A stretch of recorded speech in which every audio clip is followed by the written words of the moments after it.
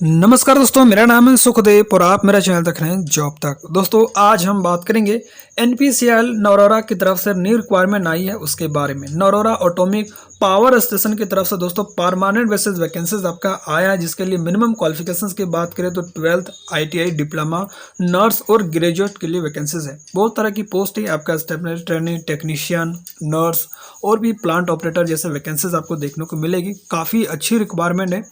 पूरी जानकारी के लिए वीडियो को इन तक जरूर देखिए। वीडियो को एक लाइक करके अपने दोस्तों में शेयर करें, चैनल को सब्सक्राइब करके बेल आइकन को भी प्रेस करें। तो चलिए वीडियो को स्टार्ट करते हैं। तो जैसा कि दोस्तों आप यहाँ पर देख सकते हो, ये इसकी ऑफिशियल नोटिफिकेशन है। और ये जो रिक्वायरमेंट दोस्तों आपका nuclear power corporation of India limited, एक government of India enterprises Narora atomic power station की तरफ से वैकेंसीज है, जो कि NAPS township Narora district Bulandshahr Uttar Pradesh की तरफ से ये रिक्वायरमेंट है। यानी जॉब लोकेशन आपका बुलंदशहर डिस्ट्रिक्ट स्टेट उत्तर प्रदेश में आपका एजर आने वाली है। और इसका जो फॉर्म है दोस्तों वो आपका कल से स्टार्ट होगा, यानी कि 16 जुलाई से 10 बजे से स्टार्ट हो जाएगा मॉर्निंग में। और लास्ट डेट इसका फॉर्म भरने के लिए वो आप 5 अगस्त इसका दिया है, शाम 4 बजे तक इसका फॉर्म भर सकते हैं। मैं एक बार डेट फिर से बता देता हूँ, 16 जुलाई से इसका फॉर्म स्टार्ट हो रही है और 5 अगस्त तक आप इसका फॉर्म भर सकते हो। काफ़ी अच्छा वैकेंसी दोस्तों, ठीक ठाक सीटें हैं। सभी पोस्ट के अपन डिटेल्स बात करेंगे, तो बिना स्किप के वीडियो को आपको एंड तक जरूर देखना है। तो देखिए यहाँ पर किस किस का पोस्ट रहेगा। नर्स ए की पोस्ट रहेगी और कैटेगरी 1 की पोस्ट में जैसे स्टेशनरी ट्रेनिंग साइंटिफिक असिस्टेंट यानी कि एसटी और एससी, जो कि डिप्लोमा होल्डर्स होनी चाहिए और साइंस से ग्रेजुएशन वगैरह है तो भी आप इसमें अप्लाई करेंगे। जो उसके लिए टोटल जो है 12 सीटें अपने आप देख सकते हो। उसके बाद दोस्तों कैटेगरी 2 में स्टेशनरी ट्रेनिंग एसएन एसटी और टीएन के लिए, जो कि आईटीआई कैंडिडेट्स के लिए रहेगी। यहाँ पर टोटल 60 सीटें आप देखने को मिलेगी। और एक्सरे टेक्नीशियन के लिए 1 सीटें हैं। और उसके बाद दोस्तों यहाँ पर कुछ सीटें जो है डिसिप्लिन वाइज डिस्ट्रीब्यूशन किया गया है, यानी कि जो हैंडीकैप से जो वैकेंसीज रहती है हैंडीकैप कैंडिडेट्स के लिए, उनका कुछ क्राइटेरिया होता है, जो कैटेगरीज का आते हैं उनके अनुसार से उनके कुछ सीटें जो उनके लिए स्पेशली जो है रिजर्व रखी गई है। ठीक है, तो आप एक बार अच्छा से देख लीजिएगा। ठीक है, कैटेगरीज वाइज अब बात करते हैं यहाँ पर जो है वैकेंसीज के बारे में। ठीक है, तो यहाँ पर देखिए टोटल जो है कैटेगरी 1 की बात करें तो एसटी यानी कि स्टेशनरी ट्रेनिंग और एससी यानी कि साइंटिफिक असिस्टेंट, जो कि साइंस आपका ग्रेजुएशन जो आपका साइंस सिस्टम से होना चाहिए, यानी कि बीएससी फिजिक्स वगैरह हो तो आप इसके लिए अप्लाई करेंगे। यहाँ पर टोटल जो है 10 सीट आप यहाँ पर देख सकते हो। ठीक है, और उसके बाद यहाँ पर कैटेगरी 2 की बात करें यानी कि स्टेशनरी ट्रेनिंग एसटी और टीएन के लिए, तो इसमें देखिए आईटीआई वाले कैंडिडेट अप्लाई करेंगे, जिसमें फिटर के लिए यहाँ पर टोटल जो है 10 सीटें आपको यहाँ पर देखने को मिलेगी। कैटेगरी वाइज सीट को डिवाइड किया गया है, तो आप ऐसे एससी के लिए 3 है, एसटी के लिए 1 भी सीट नहीं है, ओबीसी के लिए 2 सीटें हैं और ईडब्ल्यूएस के लिए 1 है और जनरल कैंडिडेट के लिए 4 सीटें। इस तरह से सीट को डिवाइड करके टोटल 10 सीटें फिटर के लिए। वहीं पर बात करते हैं इलेक्ट्रिशियन की, तो इलेक्ट्रिशियन के लिए 8 सीट है और एस्टिमेशन के लिए यहाँ पर टोटल जो है 13 सीटें हैं। ठीक है, एस्टिमेट मैकेनिक वगैरह से हैं आईटी, तो आप इसके लिए अप्लाई करेंगे। 13 सीटें इसमें एलिजिबल होंगे। ठीक है, 13 सीट टोटल है। उसके बाद कैटेगरी 2 स्टेशनरी ट्रेनिंग एसटी और टीएन की बात करें तो इसमें ऑपरेटर के लिए, जो कि प्लांट ऑपरेटर के नाम से इसको जाना जाता है, तो प्लांट ऑपरेटर के लिए सबसे ज़्यादा सीट है, 29 सीट जो आपका प्लांट ऑपरेटर से है। ठीक है, इसके लिए क्या क्वालिफिकेशन होना चाहिए आगे मैं आपको डिटेल्स बात करूंगा। इस तरह से टोटल सीटों की अगर बात करें तो यहाँ पर 60 सीट के वैकेंसीज उन्होंने जारी किया है, तो ठीक ठाक सीट है। और इसमें भी कुछ कैंडिडेट पीडब्ल्यूडी कैटेगरीज के हैं, तो उनको कुछ सीटें जो है इसमें आपको रिजर्व दी जाएगी, तो आप ऐसे देख सकते हो। ठीक है, जिसमें बहुत सारे हैंडीकैप की कैटेगरीज होती है, उसके अनुसार से आप जिस कैटेगरी में आते हैं उसके अनुसार से आपका सीट को रिजर्वेशन मिलेगा। ठीक है, तो ये चीज़ें आप देख सकते हो। जैसे बैकलॉग वैकेंसीज के लिए यहाँ पर नर्स के लिए 1 है और SC/ST के लिए स्टेशनरी ट्रेनिंग और स्टेशनरी ट्रेनिंग इलेक्ट्रॉनिक्स के लिए 1। इस तरह से सीट को अलग से उनके लिए रिजर्व रखी गई है। ठीक है, अब बात करते हैं आपने जो भी ऊपर में सारी पोस्ट जो देखे उसके लिए एसेंशियल क्वालिफिकेशन यानी कि अनिवार्य अर्हता क्या होना चाहिए, इसके बारे में बात करते हैं। तो आप अगर नर्स ए के लिए अगर अप्लाई करेंगे तो उसके लिए 12th का आपको होना चाहिए, जो कि नर्सिंग और मिड वाइफरी में डिप्लोमा 3 इयर्स का होना चाहिए, यानी कि 2nd standard diploma in nursing mid wifery या 3 इयर्स का डिप्लोमा आपने नर्सिंग वगैरह से किए तो भी अप्लाई करेंगे, या आपने अगर बीएससी नर्सिंग वगैरह से किए तो भी अप्लाई कर सकते हैं, या आपके पास जो है नर्सिंग सर्टिफिकेट विथ 3 इयर्स का एक्सपीरियंस इन हॉस्पिटल है तो भी अप्लाई कर सकते हो। उसके अलावा भी आपने अगर nursing assistant class 3 above from the armed force वगैरह से हैं तो भी आप इसके लिए अप्लाई कर सकते हो। इनमें से कोई भी आर्ता आपके पास है जो भी यहाँ पर मेंशन है वो उसके लिए अप्लाई करेंगे। अब बात करते हैं यहाँ पर कैटेगरी 1 स्टेपनेट ट्रेनी जिसमें एसटी और एससी यानी डिप्लोमा होल्डर्स के लिए। इसमें क्या है, सबसे पहले आपको जो डिप्लोमा होना चाहिए वो आपका 60% होना चाहिए। और डिप्लोमा में आपको देखिए कौन कौन से ब्रांच इसमें दिया है, मैकेनिकल, इलेक्ट्रिकल और इलेक्ट्रॉनिक्स। तो इस रिलेवेंट फील्ड में आपके पास डिप्लोमा होना चाहिए वो भी 60% के साथ, ठीक है। और ये आपका डिप्लोमा 3 इयर्स ड्यूरेशन वाला होना चाहिए। तो जो कैंडिडेट 10 के बाद ITI करते हैं और ITI के बाद डिप्लोमा करते हैं 2 वर्ष के लिए, वैसे कैंडिडेट्स में एलिजिबल नहीं होंगे। तो ये चीज़ को आपको ध्यान रखना है, ठीक है। आगे यहाँ पर दिया भी है,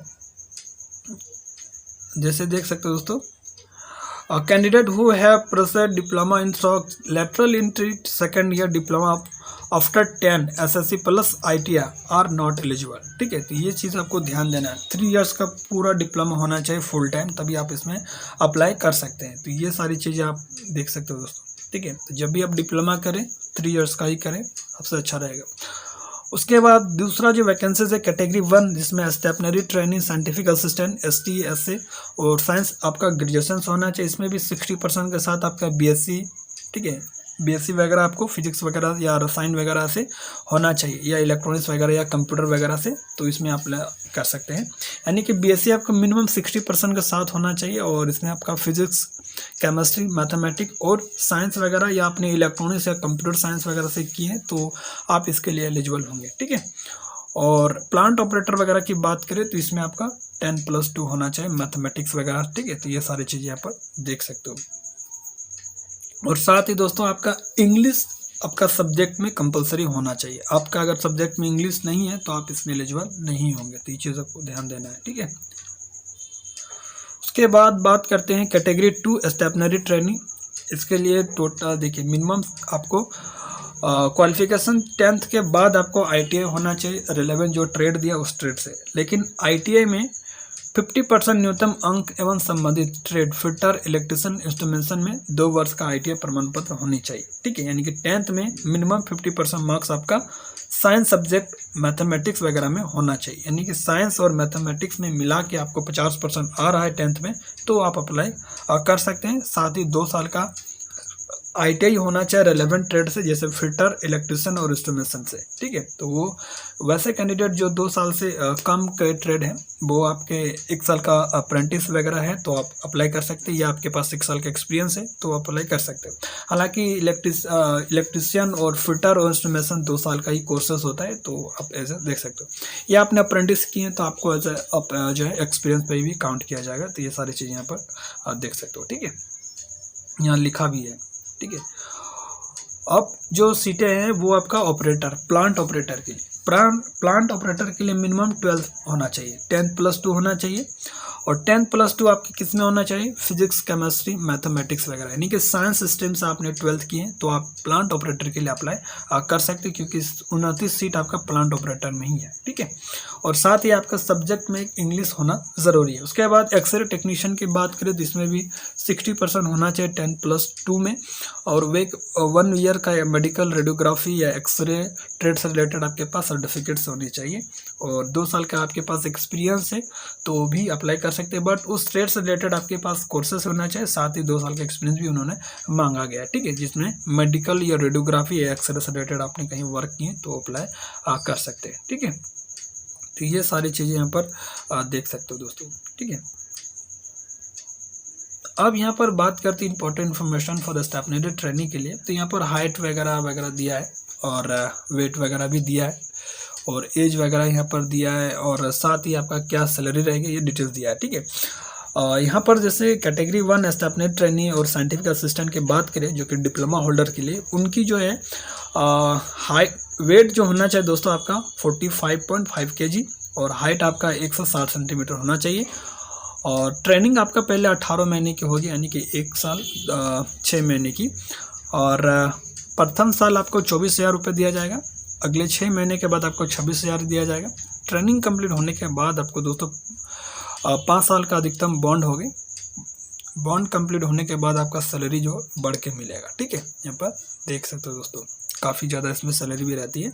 ठीक है, उसके बाद स्टेपनरी कैटेगरी 2 की बात करें, जिसमें स्टेपनरी ट्रेनिंग की बात करें, तो इसमें भी आपका 160 और वेट वगैरह तो सेम ही है, बट इसमें आपका 2 साल का ट्रेनिंग होगा, जो कि आईटी और प्लांट ऑपरेटर के 2 साल में ट्रेनिंग के दौरान आपको प्रथम साल 20,000 देगा, सेकंड ईयर आपका 22,000 है, और उसके बाद 1 और 2 साल कंप्लीट होने के बाद आपका सैलरी बढ़ के मिलेगा। ठीक है, ये सारी चीज़ें यहाँ पर दे सकते हो, बट उनके लिए भी यहाँ पर बॉन्ड है 4.5 साल का। इस तरह से यहाँ पर बॉन्ड आपको भरना है, अगर बीच में छोड़ते हैं तो 5,07,000 तक आपको बॉन्ड आपको भर के जाना है। ठीक है, ये चीज़ें ध्यान देना है। तो आपको ट्रेनिंग के दौरान आपको जॉब नहीं छोड़ना, ट्रेनिंग कंप्लीट होने के बाद आप जॉब छोड़ेंगे तो आपको ये बॉन्ड नहीं भरना पड़ेगा। एज की बात करें तो नर्स के लिए 18 से 30 साल का एज है, और एज की काउंटिंग आपका 5 अगस्त 2024 से करी जाएगी। ठीक है, और कैटेगरी 1 जिसमें स्टेपनरी ट्रेनी और साइंटिफिक असिस्टेंट, इसमें 18 से 25 साल तक एज का लिमिट दिया है। इसमें 35,400 सैलरी रहेगी,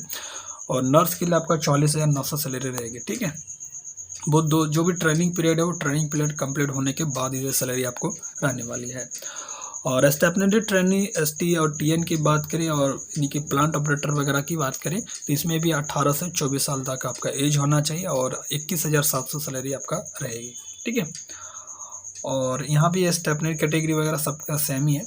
और टेक्नीशियन की बात करें, जिसमें एक्सरे टेक्नीशियन है, इसमें 18 से 25 है, और 25,500 स्टार्टिंग आपका सैलरी रहेगी 2 साल ट्रेनिंग पीरियड कंप्लीट होने के बाद। ठीक है, ये सारे डिटेल्स यहाँ पर दे सकते हो, और यहाँ पर सारे डिटेल्स देख सकते हो दोस्तों। बहुत ही अच्छा खासा यहाँ पर सैलरी भी आपको मिलेगा, प्लस आपको HRA TA DA वगैरह सब। जैसे यहाँ पर नर्स ए की बात करें तो सारे इंक्लूड होकर आपका 67,350 रुपये मिलेंगे। साइंटिफिक असिस्टेंट बी की बात करें तो 53,100 रुपये मिलेंगे, और टेक्नीशियन डी 32,550 रुपये, और एक्सरे टेक्नीशियन सी की बात करें तो 38,250 रुपये मिलेंगे। ये सारे डिटेल्स जो है इंक्लूड होने के बाद। ठीक है, तो ये सारे डिटेल्स यहाँ पर देख सकते हो। इसके अलावा भी बहुत सारे भत्ते मिलते हैं, यानी कि अलाउंस मिलते हैं, वो सारे इंक्लूड होंगे, बहुत सारी चीज़ें यहाँ पर आप देख सकते हैं। ठीक है, एज की कैटेगरी की बात करें तो एज में आपको छूट मिलेगा, जो भी आपके कैटेगरीज है उनके अनुसार से। ठीक है, तो सारा डिटेल्स मैंने दोस्तों बता दिया है। बाकी एग्जाम पैटर्न की बात करें तो उसका एक अलग वीडियो आपको बना देंगे।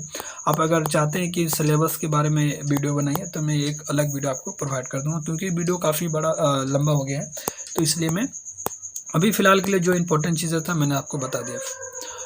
मिलता है अगले वीडियो में, तब तक के लिए टेक केयर। जय हिंद, वंदे मातरम।